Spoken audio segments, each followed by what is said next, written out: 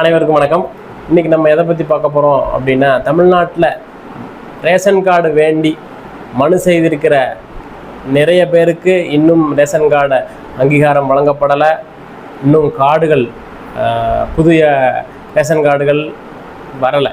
என்ன காரணம் அப்படின்னா, முன்னாடிலாம் 15 நாளில் அப்ரூவல் ஆகி 30 நாள் கார்டு கை கிடச்சிரும். அவ்வளவு ஃபாஸ்ட்டாக இயங்கிட்டு இருந்த ஒரு இடம் ஏன் இப்படி தாமதப்படுத்துகிறாங்க அப்படின்னா, புதிய ரேஷன் கார்டுகள் வர வர இவங்க மகளிர் உரிமை தொகைக்காக மனு செய்வாங்க.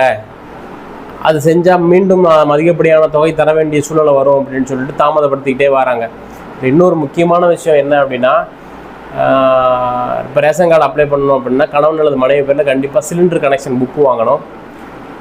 இப்போ சிலிண்டரு புதுசாக அப்ளை பண்ணுறதுக்கு அதையும் நிப்பாட்டி வச்சுருக்காங்க. புதிதாக சிலிண்டரு கனெக்ஷனும் எடுக்க முடியாது. இந்த மாதிரி ஒரு சூழ்நிலையை தமிழ்நாட்டில் உருவாக்கி வச்சுட்டாங்க. இன்னமுமே நம்ம இசை மையங்கள்லேயே நிறைய 2500 ரூபாய்க்கு எப்போ பதிவாங்க, எங்கே பதிவாங்கன்னு கேட்டே தான் இருக்காங்க. நம்மளோட முதலமைச்சர் இன்னும் அந்த அறிவிப்பு விடலை. எங்கே பதியணும், என்ன விவரம் எதுவுமே சொல்லலை. அதனால் காத்திருங்க அப்படிங்கிற பதில் சொல்கிற சூழ்நிலை தான் இருக்குது. இதற்கு தமிழ்நாடு அரசு ஒரு நல்ல முடிவு எடுக்கணும். நன்றி.